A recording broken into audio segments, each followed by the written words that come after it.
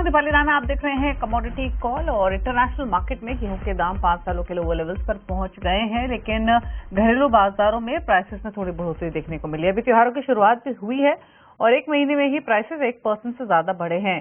इस तेजी के पीछे क्या है कारण, इस पर करते हैं बातचीत। साथ ही किस तरीके की सप्लाई सिचुएशन दिख रही है, भाव आगे कैसे रह सकते हैं, सब पर हम करेंगे बातचीत। हमारे साथ वीट प्रोडक्ट्स प्रमोशन काउंसिल के चेयरमैन अजय गोयल मौजूद हैं। वहीं मेरे एसेट शेयर खान के वीपी प्रवीण सिंह भी हमारे साथ हैं ट्रेडिंग स्ट्रैटेजीज पर बातचीत करने के लिए। अजय जी नमस्कार, स्वागत है आपका। तो पहले तो जानना चाहेंगे कि जो प्राइसेस में बढ़ोतरी हमने देखी है, इनफैक्ट पूरे एक साल की परफॉर्मेंस देखें तो भी भाव कोई नीचे नहीं आए हैं, थोड़ा बहुत ऊपर की तरफ ही रहे हैं। और पिछले एक महीने के प्राइसेस में तो 1% का इजाफा हुआ है। पहले तो ये कि भले ही मामूली सही, लेकिन जो प्राइसेस बढ़े हैं इसके पीछे कारण क्या है?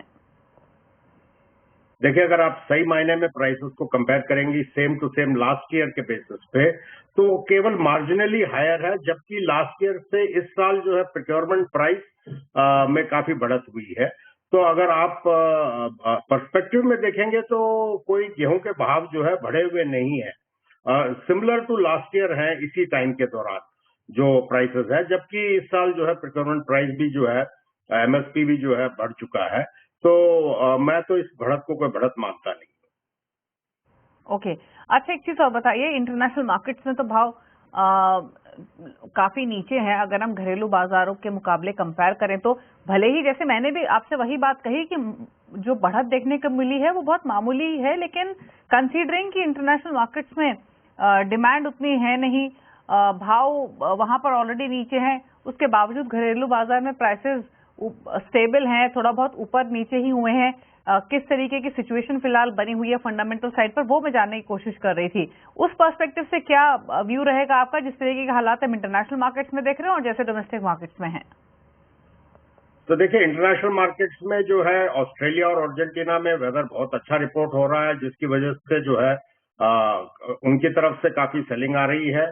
और इस साल चाइना भी एब्सेंट है बाइंग साइड में, and at the same time जो फीड व्हीट है उसकी डिमांड बहुत लो है ग्लोबली, बिकॉज कॉर्न जो है वो काफी डाउन है। तो इसकी वजह से इंटरनेशनल मार्केट में ये पोजीशन है। और इंडियन मार्केट जो है वो डीलिंक्ड है इंटरनेशनल मार्केट से, क्योंकि यहाँ पर 40% ड्यूटी है। तो इसकी वजह से इंटरनेशनल मार्केट जो है या नेशनल मार्केट और भी 20-25-30% बढ़ेगा तो जाके जो है कुछ इंटरनेशनल पैरिटी आएगी। इसकी वजह से वो डीकपल्ड है ग्लोबल मार्केट से, इंडियन व्हीट मार्केट।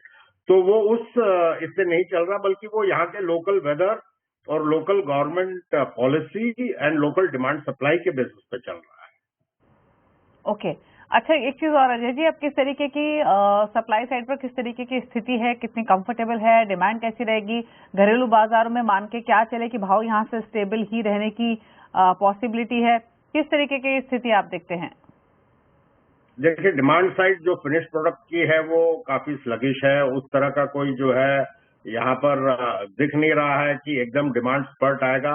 एक इक्वल टाइप का चल रहा है, जितनी डिमांड है उतनी सप्लाई है। कुछ डोमेस्टिक मिलर्स और कंज्यूमर्स ने जो अपने स्टॉक रख रखे हैं उसमें से भी धीरे धीरे ड्रॉ करने की कोशिश करने वाले हैं, क्योंकि कोई लंबी तेजी दिख नहीं रही। अभी सरकार ने 5 लाख टन जो है भारत आटा स्कीम के लिए एलोकेट किया है, उसका ऐलान किया है।